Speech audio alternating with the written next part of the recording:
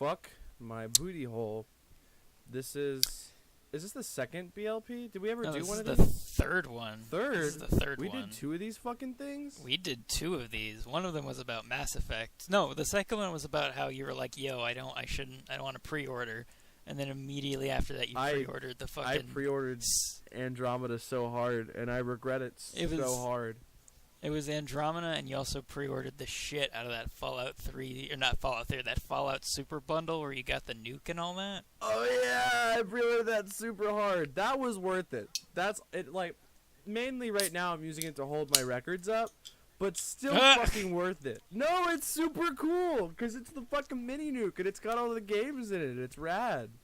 What sucks though, and what I hate about the evolution of like PC gaming, that it's like this is like the discs are meaningless now.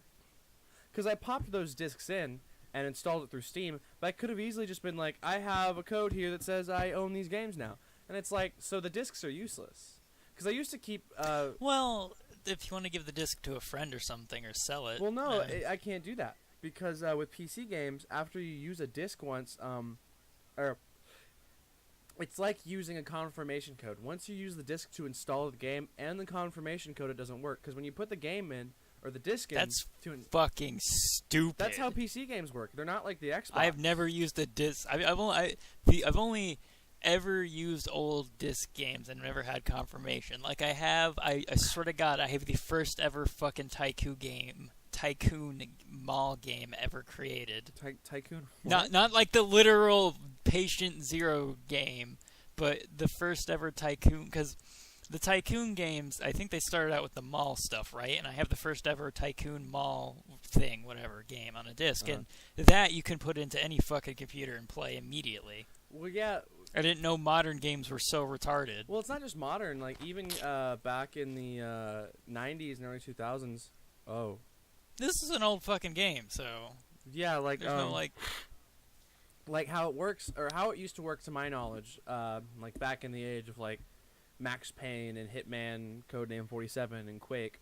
That's, like, early 2000s, isn't it? Yeah. No, that's... Yeah, those are the games I'm acquainted with having to install on my PC. What I did was I'd put the disc in, and after that, it asks you for a confirmation code to install it, making sure you bought it and didn't just borrow it from a friend.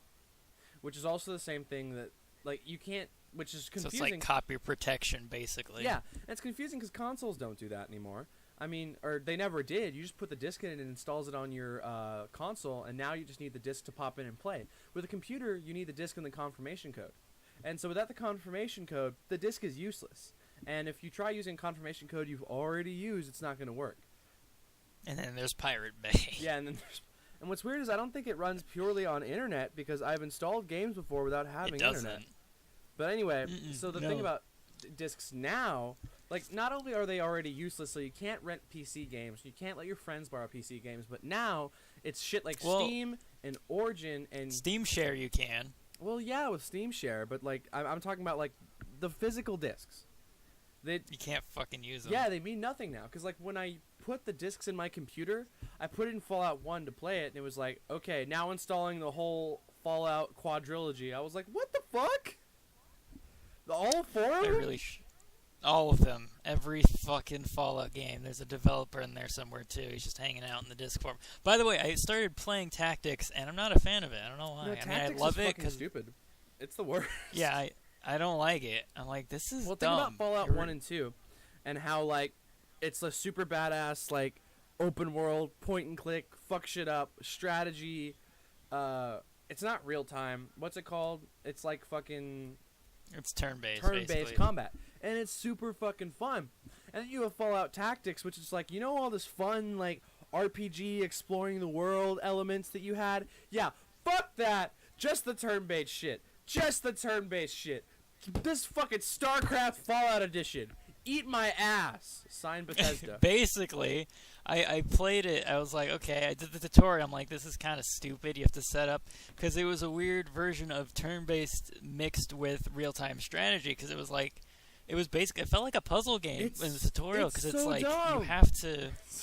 you have to set up different characters in different positions, and if it was like, this doesn't seem Brotherhood at all, because it was basically, it felt like playing with like a team of Solid Snakes, You know what? right? You have to sneak around the battlefield and get everybody set up, and if one retard is caught, then he's not going to do anything for himself. That's awesome, yeah. It's like, this is not Brotherhood of Steel. Am I playing with recon scouts? What the fuck? Where's my... And even in the later shit, when you get the badass weaponry, it's like, no, we're just retarded. There's no autonomy here. Yeah, it's not fucking... It just... Oh, shit. I just knocked my fucking microphone over. It took literally everything that was fun about Fallout 1 and 2, the original 2 games, and just removed it. Because the thing I liked the least about Fallout 1 and 2, and it wasn't horrible. The turn-based combat wasn't horrible. Like, it was actually pretty good, especially for a game of its time, which was like so saturated in a market full of turn-based combat. I feel like, because that's the only kind of, basically on PC, that was the only game that really existed at the time. I feel like it did some good shit for the system that not a lot of other games had been doing. But it was my least favorite aspect of the game because I don't really like playing turn-based combat. So like for me, like what kept me going in 1 and 2. I'm sorry, were you saying something? It doesn't come through sometimes. No. Okay. For me, what kept me going in 1 and 2 was how badass the story was and how fun it was just running around and like fucking shit up. And like, progressing the story, like especially in God, they're like fused in my head now, so I don't know which one has which storyline. They're like right. They're like right. I mean, it's the same storyline. 1, 2 happens literally right after 1, so it's the same thing. Yeah. But like fucking like, you know how badass the moment was where you find the master and you get in the conversation with him and there's like 3 different voices and like his gross visuals?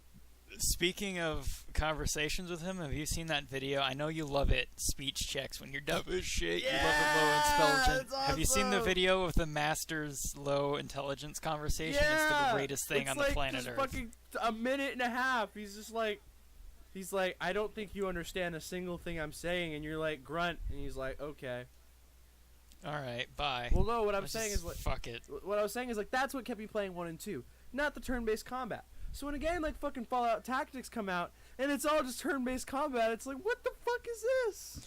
It's not even turn-based combat. It's like a weird... Hybrids never work, and it's a weird hybrid because the thing is going back to the analogy of like a team of snakes, and the tutorial showed you, it's like you got to do all this shit. You can't be seen. You have to get the surprise on them. That's not the fucking Brotherhood. That's the Brotherhood comes in with helicopters and like drops down and like murders literally everybody in all of the games. It felt like playing with a team. Like it felt more equated to if it was a game about the Dark Brotherhood from Oblivion, because they're like assassins and shit. It didn't feel like I was playing Brotherhood of Steel. It felt like I was playing Dark Brotherhood.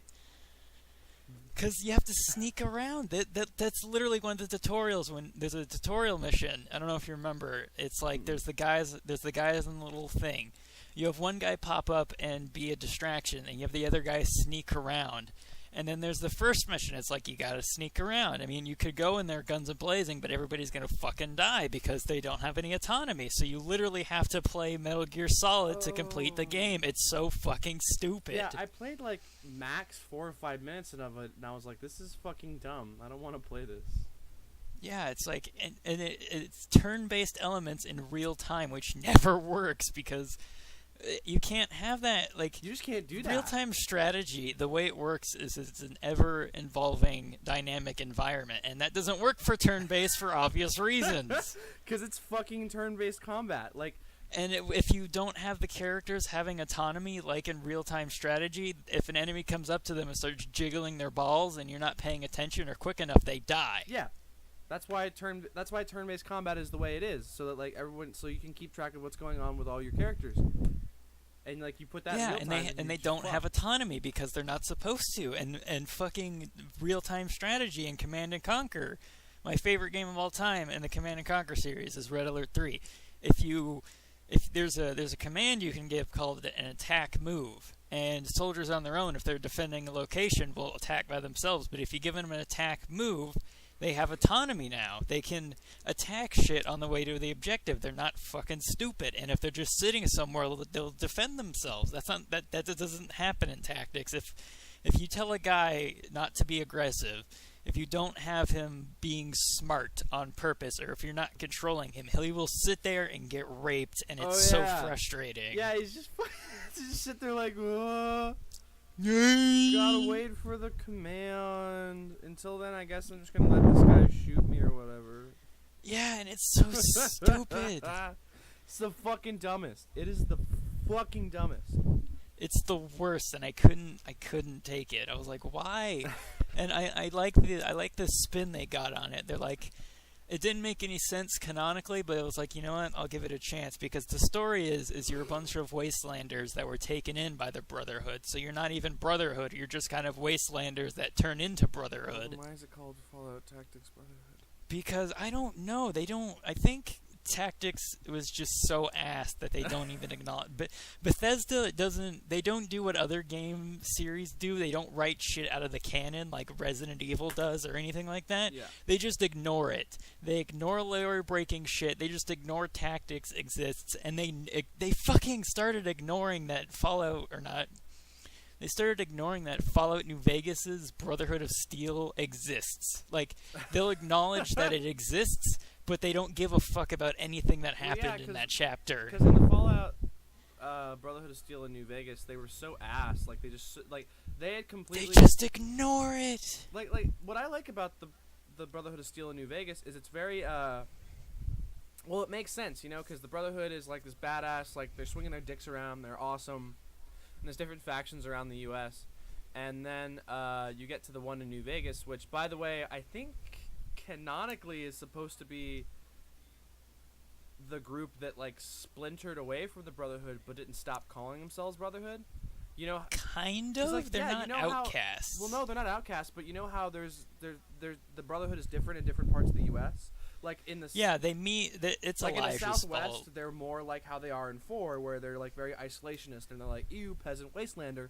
Whereas in the Northeast, they're more like, "Okay, gonna fucking fight the Enclave and swing our dicks around." Well, not anymore. Well, not no, anymore. They're now, according to Maxon, they're now fucking Nazis. Well, yeah. So that's awesome. That's not awesome. No. But no, but then I think what happens in New Vegas with the Brotherhood makes sense, and I don't know why they ignore it, because at that point, Lyons died, but Maxon hadn't taken the throne, so now all the Brotherhood's like, oh, what the fuck do we do? I guess we don't talk to anybody. Didn't they excommunicate the out east people at one? Didn't Maxon? I don't remember if that's a thing or not. I vaguely remember hearing about a thing. What happened? I think what happened is that when the Northeast started actually getting involved with affairs and fighting the Enclave, the rest of the Brotherhood did excommunicate them in a way, so the outcasts wasn't either or of them. There was the Eastern Brotherhood and the Southwestern Brotherhood, but then or Northeastern Brotherhood. But then when Lyons died, the leader of the Northeastern Brotherhood, the rest of the Brotherhood, you know, took that part in with themselves. And Maxon actually, if you remember, because he was in 3 sort of as a trainee, he actually came from the Southwest, I think, as a kid. But he took over that part of the Brotherhood, and then he took over the rest of it. He fucking wrote out a lot of the code. Like, he went into he turned into Caesar, like Roman Caesar, basically, because there's a plot point in the quest line for the Eastern Brotherhood. There is if you want to get Maxon, I did all the things for the Brotherhood because they're my favorite faction. So there's a thing where you can get Maxon demoted from knight, not even to senior knight. He's just regular knight, which that's like several pay grades down the chain. Wait, there. In 4? And not Maxon. You can get the elder in New Vegas demoted to like two pay grades. No, like 3 pay grades now, because senior knight and knight are 2 different things, I think. Mm-hmm. So he goes from elder to just regular knight. He'll go back to the workshop and be working with the engineers back there. He doesn't even become a field knight again. He's just some asshole. And the way you do that is you tell the head Balatin about an old edict in the Brotherhood called the Chain That Binds. And what that is you can't jump command. You have to go through the chain of command. And how the elder breaks it is that he goes behind all of his paladins' backs and starts giving orders to foot soldiers. That's a no-no. You have to go to your head paladin or your head knight and your head scribe and be like, I want this done. Man, the Brotherhood has a lot of fucking rules. Yeah, and then the heads get that done. So the Elder in New Vegas is like, fuck that, and he goes behind all of his guys' backs, goes behind all of his field officers' backs, all the paladins, and he starts sending out recon teams and patrols without telling anybody, and you can use that as evidence to get him demoted. However, in Fallout 4, Maxon apparently either A, somehow got that sacrosancto rule thrown out, or B, is just ignoring it, because he basically tells you, hey, fucker, do this. Initiate, do this. He can't... That's what I mean, in that they just ignore shit. They just don't even acknowledge that it's a thing anymore. It doesn't matter. Pussy, become a Brotherhood soldier. Yeah, Maxon would not be talking to you until you're a sentinel if the chain that binds rule was a thing. Okay. I mean, it is a thing, so he's either ignoring it or Bethesda stopped giving a fuck, and it's probably the latter. See, I can admire when a series, or a series creator decides not to try and like make a whole mess of like the series and the universe and just do whatever with each installment. But that being said, I tend to only admire that in movies. In a video game, I think if you need to stay consistent with that, especially in a video game like Fallout, because like you are in this legitimate world of the game with an actual story with things that happen that affect the game, and especially with things that happen that affect the game, you should try and keep that consistent, which I don't think Bethesda really cares to do sometimes. Yeah, they don't give a fuck. But then there's people like Ridley Scott when creating the Alien movies. It's like everyone's like, oh, is he gonna connect the universe? He's like, no, I'm just making fucking Alien movies. Eat my ass. I love that though. That's pretty good. Although people hate me for it, and keep in mind, I didn't like Alien Covenant that much. I thought it was okay, but I fucking love Prometheus. I wanted to see where that was going. I was hyped on Prometheus. Like fucking. I don't know why a lot of people hated that movie. I think it's just because it was something new. Well, they hated it because, one, like, it was a bit of a schlocky movie. Like, it was stupid because, like, the dumb scientists and the dumb people, like, all the bad shit happened because everyone was stupid. It didn't happen because the aliens were, like, badass and spooky and scary. It didn't happen because, like, fucking everything got fucked by the storm and all their equipment screwed up and they couldn't do anything. Because everyone was stupid. Like, fucking... Yeah, that's true. That breaks my immersion, I know that. My immersion into the cinema. Cause like it does. Like I fell asleep during that movie because it was really boring, so I didn't finish it. Yeah, no, I woke up. I woke up just the right.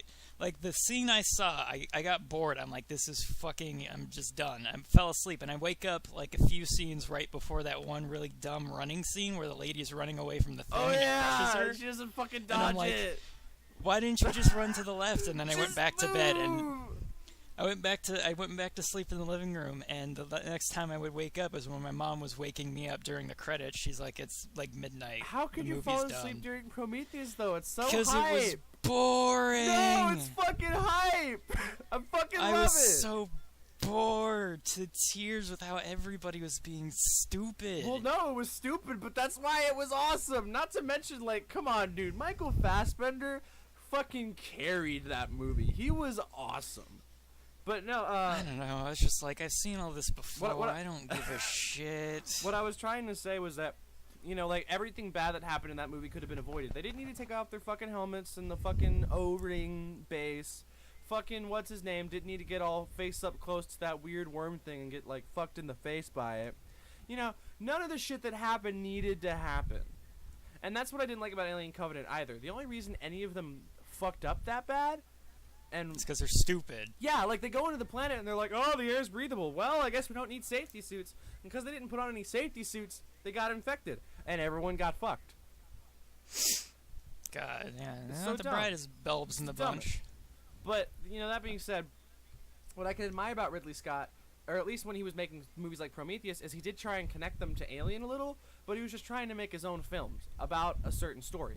And then when he got to Covenant, he was trying to connect them all together, and I was like, okay, now this is just fucking dumb. Yeah, it's getting weird. I don't care. Although... I think the worst movie, which is also the best movie because it is the worst movie in the Alien series, is fucking Concrete Jungle. What? Concrete Jungle is Alien 2. No, it's Predator 2. What? Wasn't Ridley Scott involved in Predator? I don't think Was so. Ridley Scott involved in Predator? Like, was he on board with Predator versus Alien and all that, or was that somebody else? No. Alien versus Predator was just the property, but let me check. See if he was involved in the Predator Concrete Jungle one, because that is my favorite. Like, canonically, I tie that in, and because they're canonically in the same universe. No, they're not. They can't be. Yeah, they are. No, Alien they can't versus be, Predator because makes Alien them... versus Predator takes place in modern day, whereas Alien, which is a series in which, like, you know, no one has seen the aliens until the first Alien movie, takes place like 200 years ahead of time. Yeah. Yeah, but that's still shut up, stupid. Fuck you. Shut up. Yeah, they're canonically together, so that means Predator Concrete Jungle is within the Alien universe. No, it's not. Eat my dick. And so that movie is it's literally Predator murdering a bunch of people in LA, and it's amazing. That's really stupid. It's the worst thing I've ever seen, and I really, really like it. No, it's so Cause dumb. But no, Ridley Scott wasn't involved with AVP or Predator. Oh, he was or wasn't? He was not. Oh, but it's canonical, so fuck it. No, it's not. There's an alien had a makeout session with a fucking predator. It's canonical. No. Fuck you. A black man got murdered in a warehouse in the same universe that some dumb bitch got crushed by a donut ship. Okay. How do you feel about that? That's something. That's the dumbest to think about. If like, keep in mind, I have stopped worrying or caring if the shit is canonical or connected. But the fact is that that's a real thing. That in the same universe, some dumb motherfucker who's like, oh hell no, and like tried to kill a predator is the same universe in which, like, on an alien planet 1,000 years and 1,000 light years away, someone was like, I could turn left or right, but I'm gonna keep going straight until this donut ship runs me over. It's like, okay, well, it makes It's more canonical now because it means that if all the movies are connected, that means the stupid people are. If you believe that the old movies are in the same universe, then you can believe that stupid person exists because there were previously dumb people. And it's also canonical in that world that Arnold Schwarzenegger was a Green Beret, so that's cool. So dumb. Because in the first Alien movie, he was a Green Beret, and it's canonical now. This is what I hate about Hollywood filmmaking, you know, capitalistic filmmaking. And keep in mind, I'm not like a fucking Marxist or a fascist or whatever.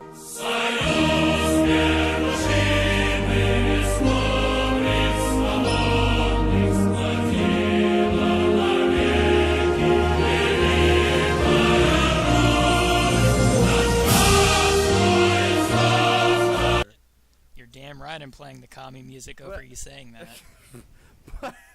But what I hate about, like, Hollywood and capitalistic-based filmmaking is the fact that you have amazing movies like Alien and Aliens and, you know, fucking Predator. Not Predator 2, just fucking Predator.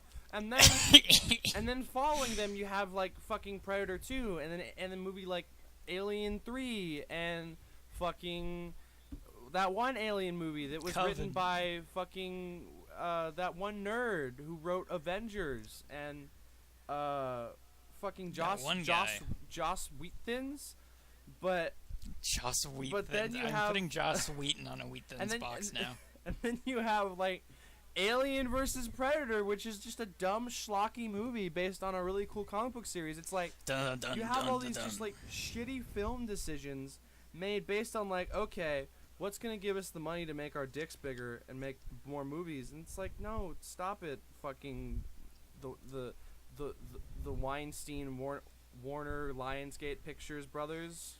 Fuck. I feel like Michael Bay would be on board with that idea too. Oh, it's got fuck Michael Bay. Fuck! Do you like giant robots doing things because reasons? Do you like giant robots and extreme female objectification? Then Michael Bay is the man for you. I don't know who's worse, honestly. I mean, I'm going to say probably Michael Bay is the worst, but I'm not talking about... I mean, I think Michael Bay actually as a person is a douchebag, but I mean as directors, I don't know who's worse, but I'm going to say Michael Bay, and comparatively speaking between Michael Bay and J.J. Abrams, because J.J. Abrams has made good movies, but that motherfucker doesn't understand that a lens flare is a mistake. Woo! Yeah! And people are gonna get mad at me for that, but like lens flares are literally a mistake that are edited out of film in post-production. It's awesome. And he Well, the difference actively between- puts them in his films. The difference between Michael Bay and J.J. Abrams is J.J. Abrams is a J.J. filmmaker Abrams has good who's movies. made poor decisions. Michael Bay is not a filmmaker. He is a schlock shit factory. He's the modern Thomas Edison, basically, of taking shit and making money. Who's Nikola Tesla then? Who's Nikola Tesla? Who's a better filmmaker? What's the Nikola filmmaker. Tesla? It's got to be an indie filmmaker. No, it has to be a competent filmmaker because there are a lot of shitty indie filmmakers. A competent indie filmmaker. Why does it? No. Because like there's think some about mainstream. Because like fucking triple fuck you. No, because because Nikola Tesla was not mainstream, so I guess that makes sense. Yeah, I mean, eat my dick. I don't know who's a competent. I mean, the only thing I can think of, but it's not even the same realm as Michael Bay, is like the only. Zack Snyder's Nikola Tesla. Zack Snyder's a mainstream filmmaker, but the first one I can think of that went from indie to mainstream is Kevin Smith. Oh, I was actually about to say Kevin Smith. Yeah. Yeah, but they're not even in the same realm of movie making. You. Michael Bay. Yeah, fucking. Hey, wait, but that doesn't work because Kevin Smith actually got recognized. No, Kevin Smith needs. Yeah. He didn't get. Well, he's been recognized though. He's actually. He was popular. recognized for like 2 years, and then like everyone was like, "Oh, Kevin Smith's overrated." No, he's got things going on. Oh yeah, I don't know who it is, but speaking of Robin Williams, what? Oh, of course he is. Speaking of Robin Williams, have you ever seen Death to Smoochie, the greatest movie of all time? No, that sounds terrible. So it's woof. Angry clown Robin Williams tries to murder Barney the dinosaur. What? Death to Smoochie. I'm looking okay, so Robin Williams. It's one of Robin. Okay, so Robin Williams has done a lot of shitty non-family friendly movies, as well as a lot of shitty friendly family movies. Death to Smoochie, I gotta say, is one of his dark comedies, non-family friendly dark comedies. That's actually pretty great. So Robin Williams, the plot is that he's a child star and he plays like this clown character thing. And he done goofs, and so he gets replaced by this giant dinosaur thing, rhino. No, it wasn't a dinosaur, it was a rhino. He gets replaced by this giant purple rhino called Smoochie. And the movie basically is Robin Williams' character is butthurt that he got replaced, and there's a scene where he has like this psychotic breakdown and he blames Smoochie for everything. Oh my god, so Edward Norton is Smoochie. Yeah! Edward fucking Norton! So the whole movie is Robert Williams trying to murder Smoochie, and it is the greatest movie of all time. There's a scene where Robin Williams tricks... the Smoochie guy is a dumbass. Yeah. So Robin Williams brings him to this construction yard, or he brings him through this like weird construction yard vehicle depot thing. He brings him all the way through it, sends him onto the stage, and he's like, "Oh, good luck, you're doing this for the kids." Smoochie goes up there, does a song, and does one of his child songs, and he puts his hand up because the lights are so bright, so he's trying to see the audience, and he puts his hand up in a Nazi salute by accident because he's trying to cover the light so he can see. So they dim the lights, and it's just a sea of Nazis. Kill that spot and bring the house lights up, maybe?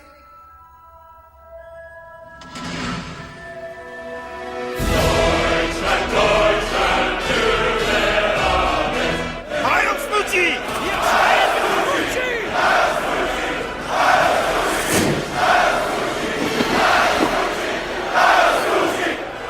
And they stand up and go, "Heil Smoochie!" What? Heil Smoochie! Yeah, they're heiling him What? because they think he's heiling because he's putting his arm up in a Nazi salute. It's the greatest thing Oh, ever. that's so stupid. That's awesome. And there's though. other fucking amazing scenes like that in that film. It's great. I love that movie That to sounds death. incredibly dumb. I kind of want to watch it now. It is. At the end, of course, for whatever reason, they have like a resolution. Like a you mean geeky like the child family You resolution. mean the but unearned, whatever. like, everything's okay, like, my character motivations are gone now. I care now.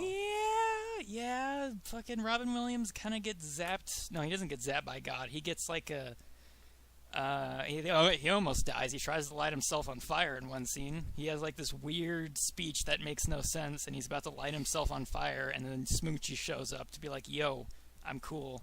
What? And he's like, "Why, God? What the fuck does this mean?" I think one of the best commentaries on like just shitty writing character motivation I've ever seen is the Get Swifty episode of Rick and Morty. Because yeah, I didn't understand that shit. well, no, hold on. You know how Ice-T is just a crystal? Yeah. And he just leaves? Yeah. And he comes back and he's like, I care now! I care! For no reason. Yeah, I thought that was random as shit. That is amazing. That is the best fucking thing ever. It is so great. Because, like, you want to question it, but then you realize, oh, it's just shitty character motivation. And you're like, wait, the whole time it's been this fucking... I lost my train of thought halfway through that sentence. Yeah, the whole time it's been shitty character motivation and doesn't make any sense. Oh, but I love that because fucking Justin Roiland and Dan Harmon are so good at really like subtle, but no, not subtle, very unsubtle, but correct commentary on writing, and like that's one of the best ones because he's just like fucking disappears and it's like super random and then he shows up super randomly and he's like, I care now, guys. It's just so great. I don't know. I'm hoping that's what they were going for, and they didn't just lose their shit. No, that's what they're. If you've watched most of Rick and Morty, I assume, right? Yeah, the first 2 seasons. I haven't seen the third one yet. Oh, it's so good. Okay, well, I mean that's generally what they do. Like they just, sometimes I think they just go fuck it, just fucking screw it. Especially is Roiland the one who does the voice acting? I don't know. I don't remember the guy's name, but I did see a video on. They had to delay shooting the third episode, or not shooting it. They had to delay the voice acting work. Yeah. Because they wanted the voice actor legitimately drunk. Because yeah, I remember that he was episode, just so fucking shit faced. Yeah, in that episode, that was like the drunkest Rick has ever gotten in his life. So they wanted the voice actor legitimately drunk, and they showed the video of how this is why this episode got delayed, because he got too drunk and couldn't finish the script reading. What's awesome is like after everyone was complaining about it, Dan Harmon was like, "Oh, did you have to wrangle the best fucking voice performance out of Justin? Here's the world's tiniest violin." And what I love is that. Yeah, what I was saying is, like, Justin Roiland especially, he's just like, fuck it. Just fucking screw it. Fuck everything. Let's just do this shit. Which is why most of Rick and Morty is, like, improvised. Because they just don't like, they care, obviously, but they don't care enough to take it seriously. I honestly think, like, that's all good and well, and it makes for a good show, but it's kind of an insult to Matt Stone and Trey Parker, because those guys actually write a lot of their shit and a lot of their shit... I saw their little like short intro documentary thing about how they do shit, and while it is done within a week, they have a session where they're bullshitting like Justin Roiland and co do. Justin and Roiland and co do what they do, but they stop at the bullshitting session and just put that to the episode. No, I don't think so. Matt Stone and Trey Parker have a bullshitting session and then like script it out and write it out and fine tune it and then put it well, up. the difference between Matt Stone and Trey Parker and the crew and the writing crew on Rick and Morty is the fact that the writing crew on Rick and Morty, the writing crew on Rick and Morty, they'll have like a set idea and they'll write the episode a certain way and know what they want to do and say with it. But then they'll just fucking screw around and then they'll put it all together in a way that's cohesive and coherent. Yeah, that's and funny. kind of, I don't know. And Matt Stone and Trey Parker, they start out just fucking around and then they get all that fucking around and they craft it into like this fucking. Yeah, I they say fine-tune craft it into lightly something great. because they're. No, they do. They do write. They have. No, they write. Like, it's just like what they write is obnoxious. Kind of dumb. Yeah, it's kind of dumb. I think it's really dumb. I think I liked South Park more when I was a 12-year-old, but like now that I have actual opinions and feelings on like. No, they're pretty. Their season on, I think it was season 17. I don't remember exactly, but their season where they ripped into social justice was pretty great. Oh well, no, that was member great. Berries. The member berries are pretty good. I remember R2D2. I remember. You remember? Oh, dude, one of my favorite fucking comments on the Star Wars nostalgia ever came from Red Letter Media when they were doing their review on, I think it was Rogue One, and they were like, fucking. Do you remember Darth Vader? He uses his lightsaber in the end. AT-STs. Star Destroyers. I'm gonna come. It's just like, do you remember R2-D2? Have you seen that fucking episode of Red Letter Media? Yes. It's so fucking good. They were just done with life. They're like, do you remember Star Wars? I like Star Wars! Like, they just fucking, they just tore into it, and that's what I love about them. They just didn't fucking care. They were like, I love this thing. I like Red Letter Media a lot.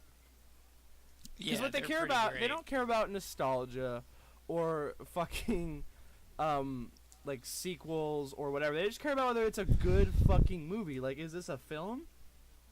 Which is why I love when they do Best of the Worst, because they try so hard. They try so hard to take them at their own surface level merit, but there's so little of it there. My favorite episode of all time. I mean, it's teetering on being my favorite episode because their guest was kind of obnoxious, but it's the one where they did the Neil Breen movies, or the Neil Breen movie. I don't think I've watched that one. I think it's either Double Down or it's one of Neil Breen's movies, and it's the one with they do a movie about the president's dog. I forget the other one, and then they do a Neil Breen movie, and they literally can't even. They're like, what the fuck is going on? And I liked that one a lot because it was absolutely hilarious. They made, what's the fat dude's name?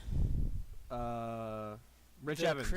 Rich Evans. Rich Evans. They made Rich Evans describe it, and he just has this mental breakdown about all the lunacy that happens in that movie, and it was gold. Okay, you know what? He's like, I'm so sorry, I don't even know what's going on anymore. There were balls. One of my favorite episodes, or series of episodes, is when they watch the Resident Evil movies. Because that's a thing. When they get to the Resident Evil movie that ends on the ship with the fight with Wesker, they are so tired and mentally broken that when that scene ensues with all its CG and like bad effects and bad choreography, they fucking lose it. Rich Evans starts laughing and fucking the rest of them are just like crying, and it's like watching a group of men just completely go insane, like lose their sanity, and it is the best thing ever. Because every time something happens, they're like, "What the fuck?" That was basically how it was when they were doing the Neil Breen movie. They're just like, I don't even know anymore, man. They just lose their fucking minds. Oh god, fucking Red Letter Media. It is good shit. It is the best shit. Oh man. God, no! What did you just do? I almost dropped the microphone. My foot hit it. I was like, oh, that would have been bad. Yeah, you would have been out of a fucking microphone. This would be an incomplete podcast. Speaking of peoples, did you see on Twitter, or did I show you the thing I did on Twitter? You mean the one where it's that Victorian age guy eating a bowl of rice? Yes. Yes. Yes. You are unbelievably proud of that to a level I was really that proud of me. that. Yeah, well, no, I'm not just proud of the Photoshop edit. It's not that. It's I made a fan page for my favorite project of all time on the internet, the Bastard Brothers, and I basically quoted notable quotes from their videos, right? And that was my thing. So I reached like the little page, the little stupid Twitter thing I made.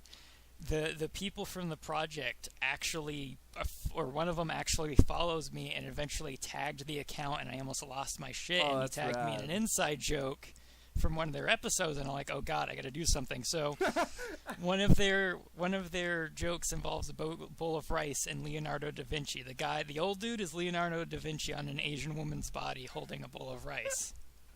That's kind of awesome. Did they see it and say anything? Yeah, that not only did they see it, but I made that Photoshop and sent it back. The guy who follows me liked it, and then that basically made the Twitter account shoot up a bit, and a bunch of people liked it, and like 3 people retweeted it, and I'm like, holy shit, my dumb little Photoshop is liked by people. I feel good now. That's rad. Now you can have good self-esteem and be confident. Now I can die happy now that 11 people are following me. Awesome. No, yeah, I just saw that, and I didn't know what the joke was, so I was so confused. I was like, why the fuck did you send me this picture of Leonardo DiCaprio eating a bowl of rice? We just fucking say Leonardo da Vinci! Son of a bitch. Leonardo. Yeah, Leonardo DiCaprio invented the flying machine. You got it. Fucking, that's what the blonde girls say, man. Come on. Anyways, I don't know what the bowl of rice... I don't get the bowl of rice thing. Hello. Would you like some rice in a bowl? I think I kind of remember where it came from, sort of. I think it might just be an inside joke between them that started off screen. Yeah. And they kind of brought it into their videos. But they were during one of their videos, they did one of the James Bond games, and they're like, you know what? I love the fact that we've said gook a million times, and it's just ruined this series. Oh, that's great. So I think it's some sort of Asian joke that happened off screen that no one gets, but now it's just become a meme. Oh, hold on.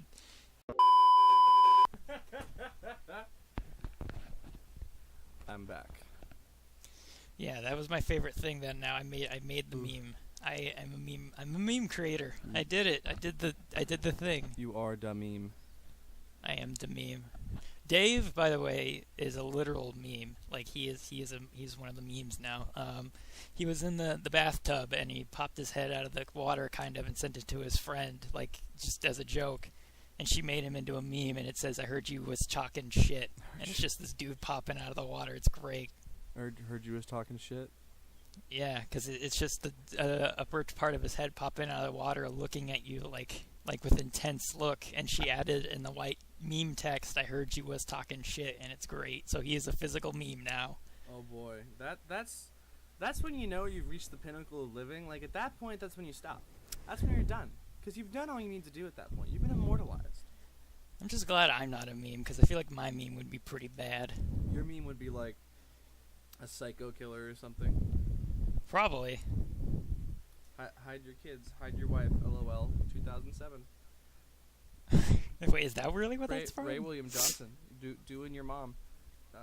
No, I'm pretty sure that's from a song, and he I took love that and Doge. made it a meme. I love Doge. Doge is my favorite meme. I love... Didn't that dog die? Rage face. Didn't the sheep Doge is dog dead, die? Probably. The sheep? What? Yeah, it's a Shiba Inu. It's dead. Oh, I thought you said the sheep. I'm like, no, that's not a sheep. That's a dog. No, it's a fucking sheep, Reid. You don't know what... you don't know... It's a goose. You don't know. It's a duck. You don't... It's a fucking cow. You don't know shit. Did you... Oh, that's right. You don't like Payday. You don't like a lot of things. Yeah, I do. I was gonna say, did you notice they? I hope this isn't a sign of the end. I don't think it is. I think the Payday community is alive and well. But for the 4-year anniversary of Payday, they basically put the rest of because it was a bunch of DLC and DLC. It was a bunch of DLC and stuff, and it was one of those games that I know you probably hate, and I hate them too. But I fell into Payday. I'm like, I love this game though because it's actually fun. But you basically, with real money, it's kind of like TF2, and you had to buy DLC to get certain guns unlocked, and they released different stuff. So for the 4 years, and I think it's indefinite too now, for the 4-year anniversary, they basically wrapped everything up. If you don't have some of the content, they basically wrapped it all up in a neat little bundle, and I don't know if it's permanently 50% off, but it's all permanently in the bundle, so you could get everything at a cheap price, and just have the rest of the game unlocked. So I think that's only the case. I think they're probably only doing that because, like, at that point the game's so old, no one's probably gonna buy that extra content. You know? Well, they still are. I think they did it as a celebration. People, dude, the sales from the DLC is still making money.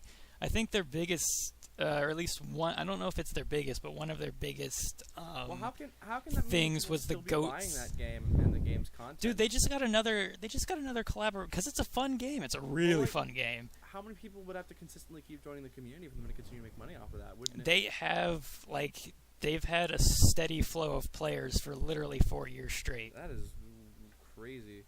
It is a fun as fuck game because there's so much variety to it, and you can easily change out your stuff. The point system, the way it works is there's max 100 levels in the game, you can get to level 100. There's not like 100. There's different heists you can do because it's a game where you rob banks, right? So you can max get to a level 100, and they made it to where instead of being able to have your character just be overpowered and unlock all the things at once on one character, I think they limit it so you have to pick your loadout. Because I was like, when I restarted it, I'm thinking, okay, I can get to the highest level and unlock all the things and have a super badass character.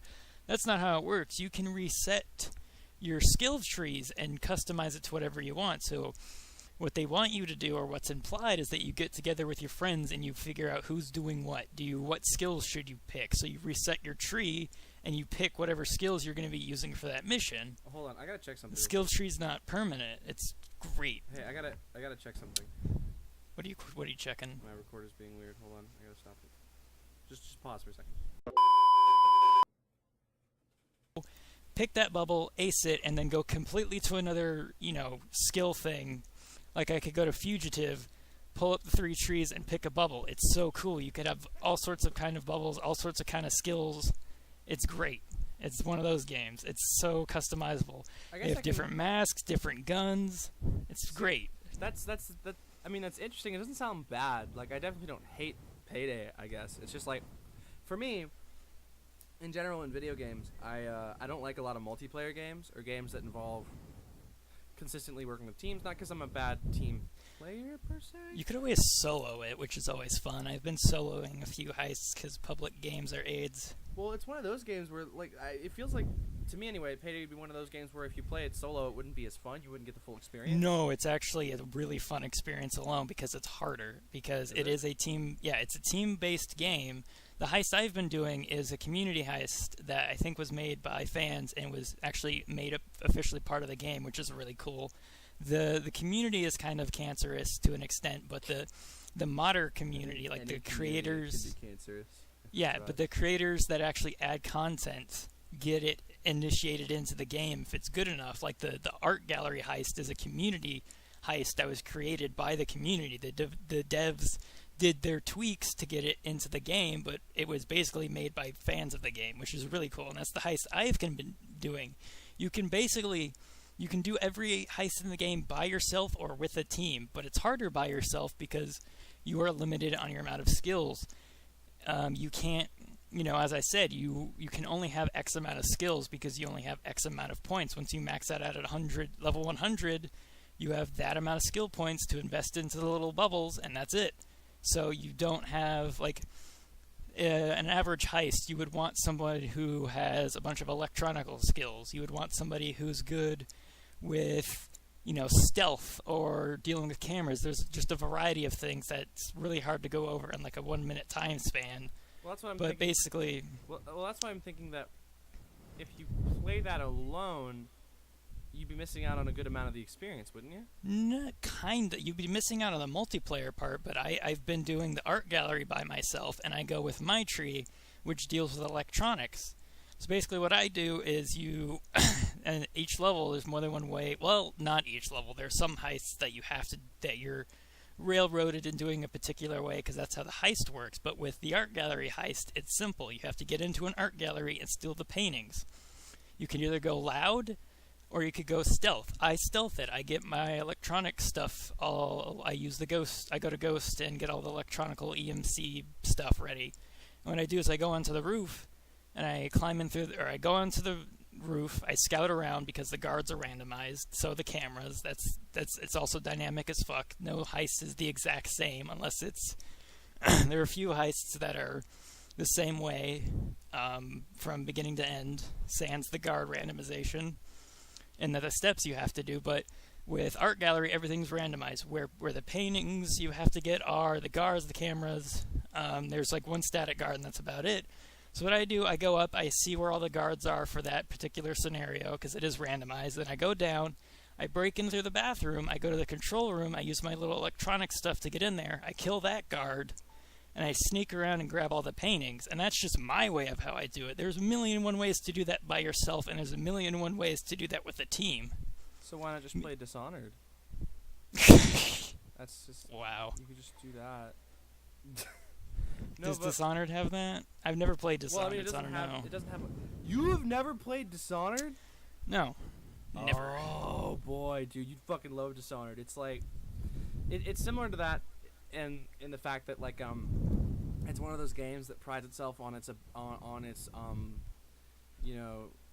stemming pathways of levels and ways you can be and do things. Like, it doesn't go as it doesn't go as in depth as a lot of games. Like, it doesn't have like you can have this skill tree to do these things or this skill tree to do these things. You can have different items and different guns and weapons and play styles, and like you have these magical mystical powers which have different each different power that you can upgrade, or each upgrade path on each power can give you different abilities to do different things like stealth or action or just getting away from enemies fast, or manipulating enemies, or manipulating certain things in the environment. But it's not as in-depth, it's not as deep. It's just like, you can do this, now you can do that, ooh, now you can do that too. And both the games, Dishonored and Dishonored 2, they have levels that have huge different branching paths, so you can take the levels down in different ways. You can sneak around literally all the guards and circumvent every area and get to the next area, or you can go through the levels through like vents, or like through the buildings, or you can even go to the surface streets and just battle all the guards. It's pretty awesome. Same thing with Payday, yeah. I'd like that. So why not just play Dishonored? Because Payday, I don't know, because I'm robbing a bank, I'm taking my things. But it's funny because I think Dishonored, and it's why I prefer like games like this than over games like Payday, is because like it's got a story. It's not very open-ended. It's not like there's tons of fucking plot. There's an ongoing plot with Payday. There's a mission where you have to break one of the characters. Like it's changing. Like one of the characters, the canonical team is not the same. It is not. I mean, it is and it isn't. They actually change one of the like you can still play as him in Heist, but one of the main heisting gang is called the Payday Gang, and there are other gangs, the Presidential Gang, etc., etc. Well, one of the members canonically has been arrested. He gets arrested in 2011, and in a 2014 heist, you have to break him out. Huh. Yeah, so Weird. there's plot. There are plot-related heists. His heist is called. But the plot isn't as, I'm assuming, present and like it's not as. It's not as fleshed. prominent. It's not as fleshed out. It's not like a game you go from A to B. It's not linear. It's not like a game world. I get what you're saying. It's not like a game world like Dishonored. You have to go into matches. You have to play each heist one by one. And that's why I'm a little turned off by it. It's just by the fact that when I play a video game, I like to play games that are like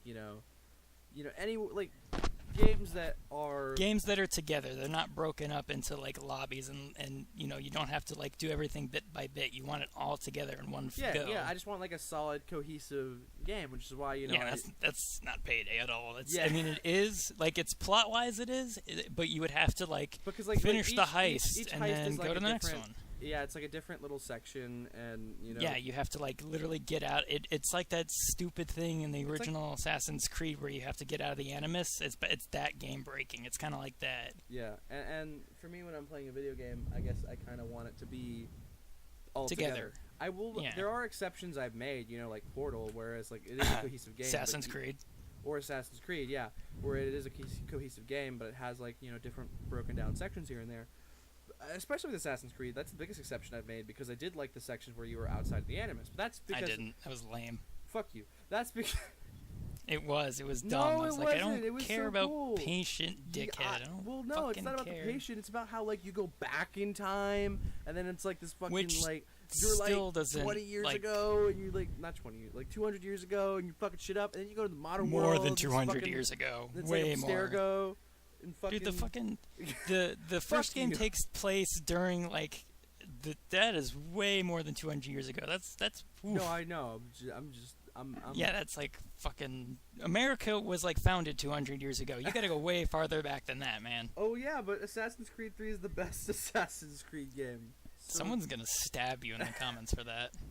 I think that's one of the few games I've ever played where I wasn't disinterested, or I wasn't, uninvested.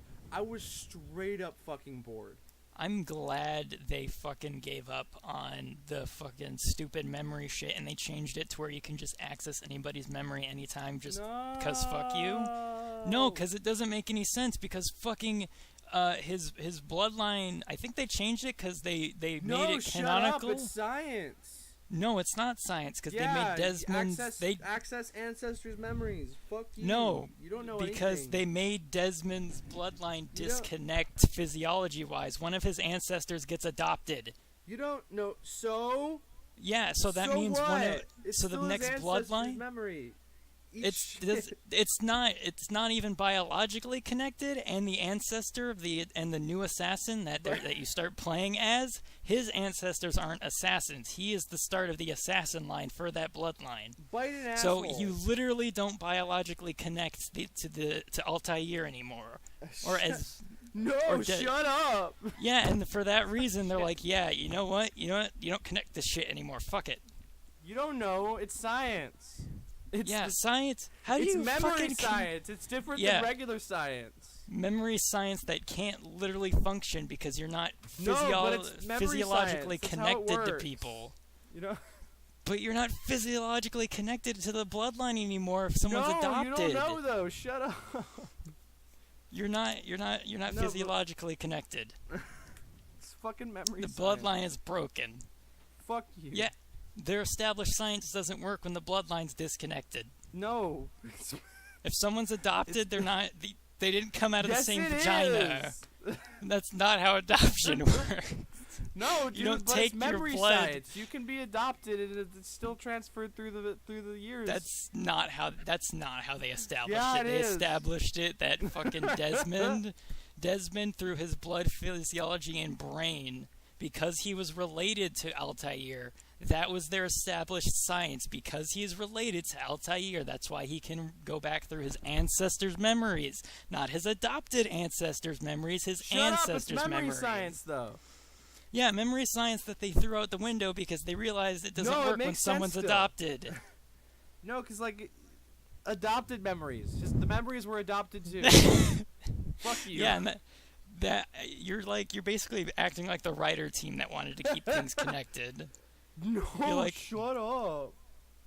I feel like this is the conversation that happened in the writing room, and like the fucking game director was like, you know what? They're not. Just fuck it. We're throwing all of that first game shit out the window. Like the game director was like, okay, so what are we doing next? And the writers presented this idea, and they're like, but that doesn't make any sense. They're like, no, shut up. It makes sense. It's the assassins. Bite an asshole.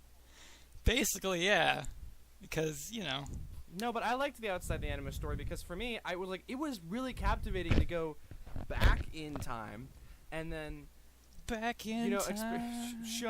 shut up. No, to go back in time and God damn it, to go back in time and experience the memories of the ancestors and like trying to find where this artifact was and fight the fucking Templars back in time. But then you jump forward when you exit the Animus, and then you're in modern day. And not only are you looking for those artifacts where they were last left back when you explored your memories, but the Templars are still a threat in the modern day, and you have to fight them with modern day means. I thought it was awesome. Why do we have to travel through time? Why can't we just have a game? That's what I want. Shut up! It's cool. That's the question I would ask the original development team when they came up with Assassin's Creed. Why do we have to have time travel? Why can't we just start as the cool assassin and because then? It's rad, dude. I feel like the time thing was a gimmick to where they could sell their game, but I think it would have worked or would have been equally as interesting if you started off with Altair and then you went canonically. I think because, dude, you're doing the same thing as if you started off the game, Assassin's Creed 1 with Altair, and the next game, you're his descendant. It's the exact same thing, but you're just adding an extra step of going back in time. You're going in reverse. It's hard to describe. It's like you're going in reverse all the way back in time to start at the beginning, and then with each game, after you've gone in reverse, you start going forward, because in the second game, it's so weird. It's like in the first game, you go all the way back, and then you keep going. No, but you don't. It's you don't dumb. get it. Like, why don't we just start at the beginning? You don't get what it, the though. fuck? Because you're not smart enough. You don't have a big brain. Like That's I just do. an extra step. That's just so stupid. You No, don't for me, need the to time go travel back. Thing was like, because the game wasn't about initially the game wasn't about being a badass assassin and killing dudes. Like that was the gimmick. The game's story was about the game's pieces no, and no, shit. The game's story was how the assassins in the modern day were trying to fight the Templars through the means of looking back on what happened before, what the assassins did before. Right, and then your final game can just be modern day, and it's like, oh, there we found the pieces from all the games. But it wouldn't make sense then, because like if you played the games without having the modern day story in them, and then you did a story in modern day out of in a game out of nowhere, it would come completely out of left field. Which is why I thought they work together nicely paralleled, especially gameplay-wise. I don't think so. I feel like, well, I mean, they do work together, but it's like you could still have. Well, I mean, they established that the conflict was internal, and internal conflicts are no strangers to reality. I mean, you have the Palestine-Israel conflict. They've been fighting since forever, so it's not hard to believe that people would be fighting for forever. So it wouldn't be that jarring for the final game in the series to be set in modern day, because in the first game... But if they didn't have the modern day, what's the word I'm looking for? Like, spread out through the series, and it was just like, it would feel like it would come out of nowhere. I mean, I guess kind of, but not necessarily. You have all these games that are like taking place in back in the day, like back in history, and then out of nowhere you have one that takes place in modern day, and you're like, all of these games back in history are actually people going through their memories. It's like, no, if you did that, you're not cutting. You're cutting that out. You're cutting out the memory bullshit. You're not Why though? The memory bullshit's rad.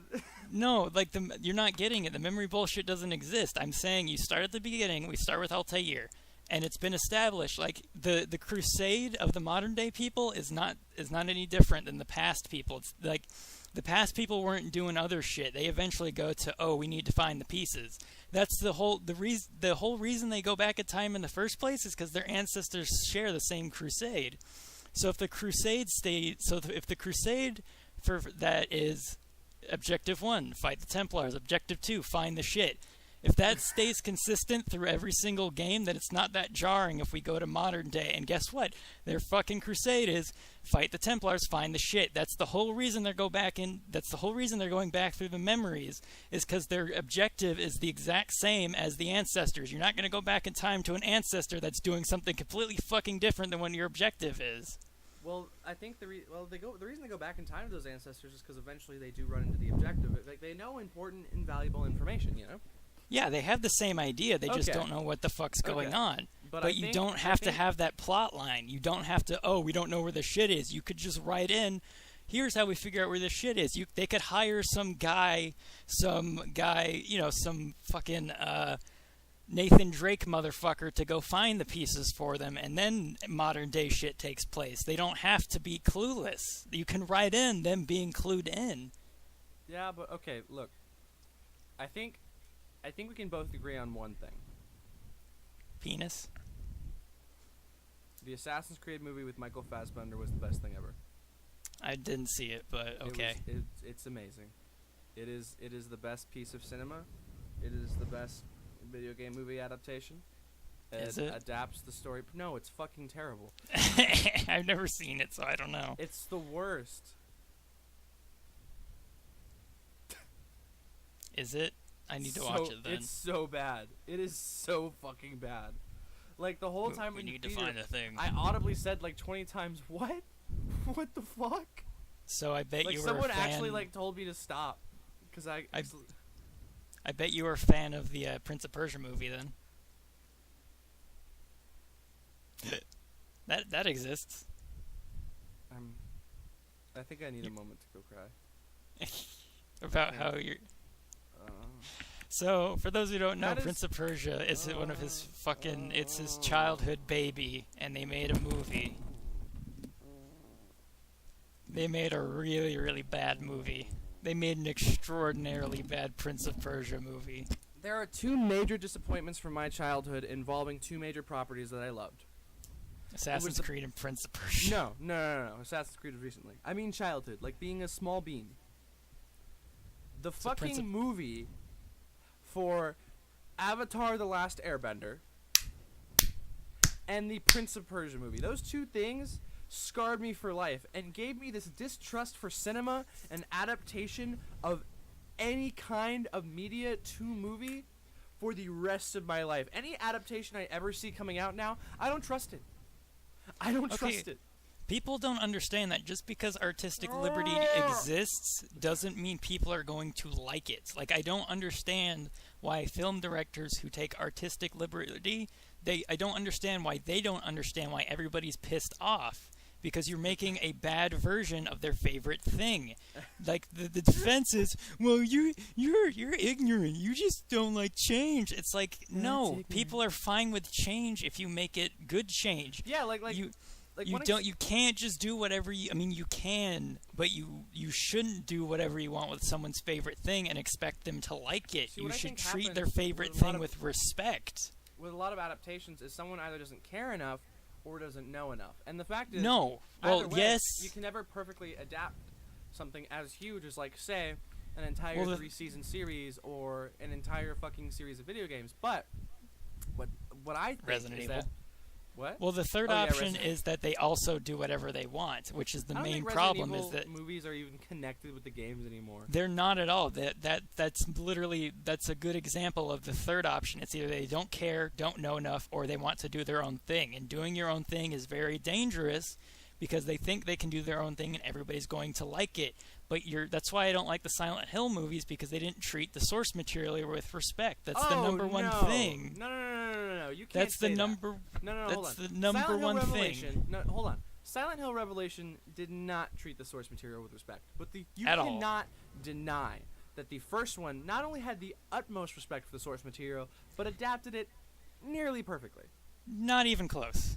No, nearly perfectly. Shut up. No. Eat a bag That of was dicks. not even close. Eat a bag of... Did you watch the thing I sent you about how the guy was talking about how well the adaptation came to the game? Yeah, but it Think wasn't about it. even The writers and fucking directors actually went close. through the games, looked at everything, and decided they can't adapt the game as is, but they can treat the source material with respect and still make a good They movie. And that's tried, what they did. but they Well, really think about it. didn't. There was I a don't lot think. I think the direction team tried, but their actors were so garbage it didn't work. Well, yeah, no one was invested in the movie acting-wise. But Yeah, and that's the problem. That but still, kind of like, killed it. Look at the writing and directing. Look at the way the movie was made, the style in which it was made. Look at how everything happens. They tried, but they really didn't do it good enough. I don't know. Silent think Hill it was- the movie has a special place in my heart. I think it's really... I think the first one is passable, but still a failure, and the second one's just god awful. No, the second one's a schlock fest, but the first one to me is actually... I mean, on its own merit, the Silent Hill games aside, I think it is a fantastic movie. Like, the writing, the story, the conclusion, it all comes together. It's all good, and it has an open-ended, unexplained ending that leaves someone thinking and wondering, which I That's like. the one thing they got close with the games. That's like the one thing I'll give them credit for. The open ending? Yeah, like the what the fuck, ooh, spooky open ending. Yeah, what do you know? But then take a look at the monster designs. The monster designs, like the game, are actually representative of the antagonist's, inner demons. Not the protagonist, but the antagonist. I mean, for example, the what's it called? The ones that spit ash. I can't remember. The line figures. The line figures are, and Pyramid Head, by the way, are from Silent Hill 2. But they are adapted in a way to this movie to match Alessa's inner demons. Like, for example, the line figures are burning on the inside and they spit ash, and they can't go near anyone, otherwise they will attack them, and they themselves are trying to break out of their own skin. They're designed in such a way to represent Alessa, being burned alive and being hurt in such a way as a child. That's why it's Pyramid passable. Pyramid Head in this movie is not, James Sunderland's nightmares, but it's cool, so let's put it in the movie. It's Alessa's hatred for the occult group. And Which does not make any fucking sense, because they yeah, didn't... it does. Fuck you. No, it doesn't, because you literally just shot yourself in the foot explaining it with the lying figures. Where the lying figures succeed, Pyramid Head fails, because Pyramid Head was designed... The way he was designed was for James, so you cannot adapt him for something else. Pyramid Head's... Well, for one, I agree with you. I think Pyramid Head should stick to Silent Hill 2. I think it was just thrown in there. Yeah, to be cool. because But, as come you on, just come said, on. he In was the movie, made! In the movie, Pyramid Head was pretty fucking cool. Like, Yeah, he was it cool, but he so didn't rad. belong there. But, I mean... The best scene in that movie by far is when they're running into the church and Pyramid Head and Pyramid rips Head the grabs bitch in the half. chick and, just tears her skin off. Yeah, No, but, that's why it's not to passable, mention, but it's just still all the bad. creature effects, all the creature effects are awesome. They are all what's the word I'm looking for? They're all practical and enhanced with CG, that's my favorite combination of effects. I like when it's practical, but certain aspects are enhanced with CG because it's still believable. It sits in the uncanny valley a little bit, but it's still believable and awesome.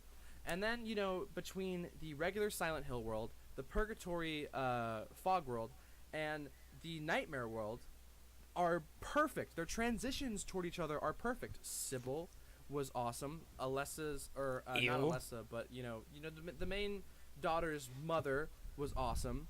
I like the fact that they didn't go with Harry Mason, but the mother of the daughter sort of represent like the strong female characters, and which is but cool. like And I also, feel like if you want to make the movie work, there's several things you have to fix. You have to get rid of Pyramid Head. No! You have to hire a competent actor. If you want Pyramid Head in a movie, fucking make Silent Hill 2. Get over it I yourself. don't think a Silent Hill 2 adaptation would work just because of how complex Exactly. So you James don't Sunderland's you character is. don't.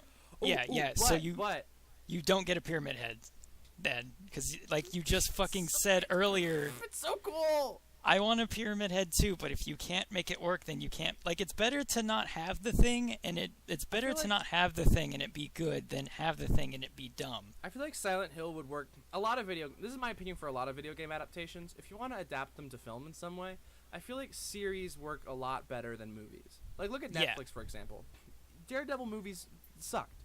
But the Daredevil series, on the other hand, because they had time to actually expand the character, is awesome. And fix shit. But yeah, so the way you want to fix the movie, get rid of Pyramid Head, hire competent actors, fine-tune the script. But the thing is a lot of video games can't be made into adaptations because video games and movies are two largely different mediums. Yeah. Some games just cannot, like you just said with Silent Hill 2, some games just cannot be adapted, Like, and attempting would lead to more strife. Can you imagine a Metal Gear Solid movie adaptation? That would be great. Metal Gear Solid is so plot heavy. Like, I think the games that can be mainly adapted, and I was gonna say, why would that be terrible? That doesn't make any sense. Think about the way Kojima. He did. Dude, they have Kojima's Metal Gear Solid 4 holds the world record for the longest fucking cutscene in existence. Yeah, you told me about that. Yeah, so Metal Gear Solid would make a great film because they have so much plot to work from. Okay, it's insane. Let me try a different example then, because what I was thinking is with the way Kojima actually applies gameplay to story and furthering the story, like especially with things like Psycho Mantis. Psycho Mantis would make a great fucking movie thing. Like, pick a game that's not plot heavy. Pick fucking Pikmin or something. I don't know. Okay. How about? Yeah. Do you see how bad that would be? Pikmin movie adaptation. Do you see how That's what I'm saying. You can only pick a game that would be. Well, no, it'd be awful because it's all like it's very cinematic, Probably, but it's all very maybe. decision-based. I could see that. Yeah. Or fucking. The only games that you could honestly adapt are plot-heavy ones. Like you could make a Walking Dead game, but that's just plot up the ass. You could make a Life is Strange movie. Like the really games you can only adapt are ones that are plot-heavy, are plot-driven. And you can't do that with any other game like Silent Hill that's gameplay-driven. I'm sorry, you just can't. The only proper way you can adapt a game like that is if you do a series, because even with a game that's plot-heavy, games can be like anywhere between 6 and 200 hours long. Jumping anywhere between say fucking the Metro games, or fucking Witcher, or Phoenix, right? It's like there's so much to it that you can't make movies unless you made like 100 movies, and no studio would go for that because they're like, no, just make it a short little action movie. We can make some money off of it, which is why I admire a lot of companies like HBO and Netflix and Showtime who are taking certain properties like Watchmen, for example. HBO is adapting Watchmen to a series, or Netflix with Castlevania, or fucking. You can't. I just think I honestly if you put think it in a series, the best. It's easier to get that story stretched out, which is why I think if you. Well, it's either that. I don't know why we're like sticking particularly to visual mediums, because the best. I mean, we didn't even talk about what the best Silent Hill adaptation ever is, which is the written works. Are they? I've never read. Written works are they're fucking great, and you know why they're great? Because the medium fits. You should pick a medium that you can successfly adapt. I didn't know there was Silent Hill books. Oh yeah, there are Silent Hill written works. What about the Resident Evil books though? There's a reason we didn't go near that. I mean, that's just being poorly written. If you had a competent writer, then yeah. Okay. Like, visual mediums are very limited because there's a lot of shit you have to fit on screen. You can get, like, I feel like written works work way better because you can do so much more with written works. You can actually be inside of a character's head. You can't literally, I mean, you could, but it'd probably look retarded. At the same time, you could be inside of a character's head with narration or something, but you can, it works so much better with written thing because with books, with writing, your brain works for you. You don't have, like, you're very limited with a visual medium because you can't interpret anything with it. I mean, you could, but you see what I'm saying? You craft your own world in your brain when you're reading. You can't do that with a visual medium. Well, with a visual medium, though, if it's artfully, or rather craftfully done, like, it's still for limited example, because you can't Hideo come up with your own Kojima thing. And his direction in the Metal Gear Solid games, if it's done a certain way, especially with certain, character ticks, or the way a camera pans, or the way a shot is established, even with Silent Hill, Team Silent masterfully put together the camera shots for 1, 2, and 3, and the monsters, because when you actually think, because you can use your brain while looking at a visual medium, when you think, you can put it together like a book. It's harder to put together than a book because you... That's not what I mean. I mean, like, you literally can't, like, a visual medium is established. You can't go anywhere with it. You can't come up with your own interpretation because your own visual interpretation is wrong because you're looking at the correct thing. I can't imagine James Sunderland as maybe, like, a guy with brown hair who's, maybe less pale or tan or something. You but see at the what I same mean? time, Like, you can't. in a book, a character will be described to you because, like, the author's trying to give. Not always. Not always. It's only like if the writer isn't does it. Described to you, then a writer fails. No, Because- no, not even Yeah, close. because like you need the writer's trying to establish their vision to you, so a character should be described. No, you don't have to establish vision. You have to establish their personality. You can have. Take my mom's books for an example. What's another good literary work? You can have, like, she doesn't focus a lot. I mean, she does focus on visuals, but she doesn't focus a lot on it. She lets your mind run wild. That's, like, you're not understanding I forget that fucking your how mom's an author, writing so works. you probably know better than me. I read, like, a book Yeah, a you year. don't, like, with writing, you don't have to have heavy set visuals. You have to work on the personality. You could have 3 pages of beautifully described works and have the mind craft something beautiful. But if there's 0 personality, you got a fucking cardboard character that looks pretty. That doesn't work for writing. It's not a visual medium. Now, what about the writing in a visual medium, though? The dialogue. Yeah, that works. Fuck it. But again, it's also limited. James Sunderland is my father. Yes. You You don't have to have a visual medium because you're reading a fucking book. You're not looking at something. You're visualizing something. Well, at the same time. So the less description you have, the better, and the more personality you have, the better. I agree with the personality aspect, but my personal experience in reading books and my significant other, she and I have talked about this because she reads very often as well. When it comes to reading. And I am of this opinion. She doesn't share this with me, and I think you two would probably agree more on this aspect.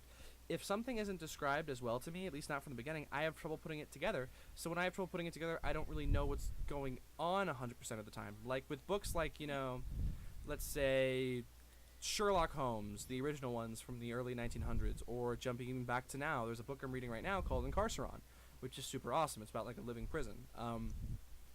It also depends on the genre, too. Like, you have to be super fucking descriptive if you're writing a visual novel or a horror novel. But if you're writing like a romance novel or an action novel or something like that, you don't really have to be that fucking visually descriptive. If the book isn't fantasy or horror, I'm not going to read it. Yeah, but... fucking that's not fair because in horror and... It is not fair because in horror and fantasy, you have to be super fucking descriptive. Yeah, you do. Fuck yeah, because you. it's fucking horror, and that's why I said it depends on the genre. Die Hard, the book. Yeah. Fuck. You could let your mind run wild. Have you never read like an action thriller? How much description do you find in a fucking action thriller? I don't know. That's what I thought. Go read what was that one book I read in high school that was really good? I was forced to for my English class, and it actually turned out to be really good. I feel like, my opinion is just like and I'm talking not just in characters. I'm talking in the environments and the places they are.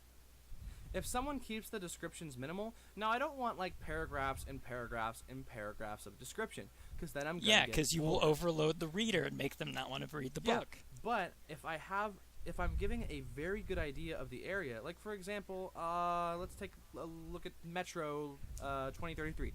In that book, Glukowski, he doesn't describe everything in great detail, but he talks about the Metro and the people in the Metro and what everything feels like comparatively to what he imagines the pre-post-apocalyptic world would look like, or pre-apocalyptic world would look like. Dude, if that's too detailed, if that's avidly detailed for you, then you have not read some detailed shit, my friend. That's not avidly. That's a perfect detail. Yeah, that's minimal detail comparatively speaking. If you go any more minimal than that book, then you fucking basically aren't describing shit at that point. Oh, you've read Metro 2033, haven't you? Yeah, like that right there is minimal. That's minimal. If it's anything less than that, you're not describing fuck all. Huh. I thought that was a good amount of description. Yeah, it is. It's if you want to let the mind play, like that's how much you should go if you want to let the mind work. You should always, you shouldn't always, if you want to be overly descriptive, like again with a mystery novel or horror novel, a lot of detail is important because you need it for the story to work, for shit to make sense. But if you just have a book like Metro 33 where it's not that fucking important, and you can let the mind play... I would... Oh, yeah, go ahead, sorry. Yeah, but look at...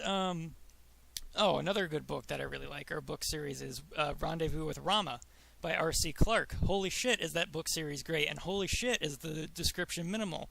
Every artistic interpretation ever are all unique, but but all of them work, and it's the exact same fucking place. It's Rama. Yeah. It's minimal as fuck, and it still works, and all the interpretations are beautiful, and all of them can work, because you just let the mind play. You let the mind do whatever the fuck it wants. What if you're like a dull, poopy brain like me, though? Well, shit, you're not gonna have a great time. Find another book. Oh, no. Books aren't for everybody. Like, a lot of people, there's some people who don't like visual medium and like books. There's some people who hate books, or not hate books, but they're like you, and they're like, yeah, I can't work with this. I need brain good. I need brain good. I need brain good, boys. Okay. Well, I would like to add one more point,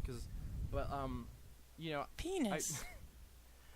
I've been reading, and it's really awesome. I need to get this book taken to a book restoration place because it's like disintegrating in my hands and I'm scared. But I'm reading an old printing of the Sherlock Holmes books by Sir Conan Doyle. It's actually the second volume, so it's after Colin Moriarty dies and Sherlock Holmes comes back and he's like, "What up, Watson? I'm alive. How it be?"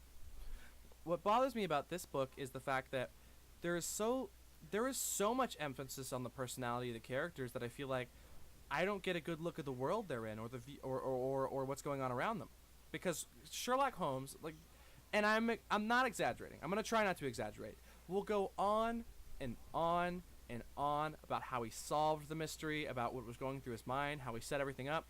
So the whole book basically feels like, this is how I did it. And then Watson's like, golly gee whiz, Mr. Holmes, for real? And he's like, yeah, suck my dick. And then... Yeah, that is kind of AIDS. And then there are sequences where it's like, there's the action sequences where everything comes together. Or like something happens and Sherlock Holmes and Watson take down a guy. Or Sherlock Holmes is trying to escape a dire situation. Or Watson is sitting there contemplating everything that's just been happening to him and how this is affecting his life. And it's super awesome and deep. And it all makes sense and I'm super into it. But those are so small comparatively to how much space and type is taken up for like paragraphs of Sherlock Holmes going on and on about how huge his detective balls are. Like, yeah, that's why. Sorry, go ahead. What? Go ahead. No. What with detective balls? Hold the phone. He's got big old detective balls. Like, no exaggeration. There is so much running on dialogue of of one quote of just Sherlock Holmes talking that for a whole beginning of one page till the end of the next page, that's how far it's spilled. And then when you flip the page over, it's one line of Watson going, "Oh, shit. But what about this?" And he's like, "Well, I'm glad you asked." And I'm like, "I'm fucking not." Well, this is why hybrids are great. Like that one, like the Sherlock Holmes movies where he does that shit when he summarizes the fighting. Yeah, those are rad. Or even another good hybrid, the fucking Phoenix Wright games. The best hybrid for kind of Sherlock Holmesy-esque descriptive are the spin-off, the Ace Investigation, where you follow Miles Edgeworth. He is basically like a prosecutor Sherlock Holmes, and there's a good balance of here's how I fucking figured it out. Well, I mean, it's not really here. Like, it's short in the aspect of here's how I fucking figured it out. Why? Because you, the player, literally just figured it out. So you don't need a summarization of what you literally just did. That'd be retarded. So they summarize it because, you know, obviously in the game, the prosecutor has to be like, all right, guys, here's why this is bullshit. He has to verbalize it. And it's a good, that hybrids are fun. When something doesn't work for a medium, hybrids are really fun. Like the Sherlock Holmes bit where he's describing how he's doing the fighting. Yeah. That's basically how you're talking about there's like 1 million pages of description. Well, in those fight thingies where he's describing it, I feel like that's a good hybrid on how to utilize that. Or again, like an Ace Attorney, it's a hybrid of both book and visual. So hybrids are fun when shit doesn't work. You always go to hybrids. Yeah. And also, like, when the writer doesn't suck. Yeah. And that, kids, is why you should never watch a Michael Bay film.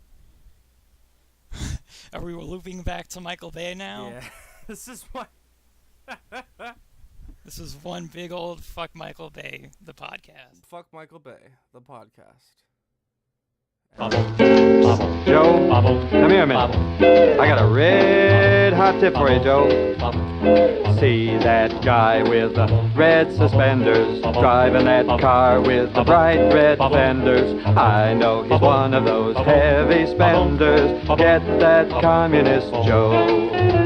He's filling my gal with propaganda, and I'm scared she will meander. Don't want to take a chance that he'll land her. Get that communist Joe. He's the most revolting character, and the fellas hate him so. But with the girls, this character is a comrade Romeo. Since my love he's sabotaging, and the law he has been dodging. Give him what he deserves, jailhouse lodging. Get that communist Joe. Get that small Joe. Boom, boom, boom, boom, boom, boom, boom, boom, boom, boom.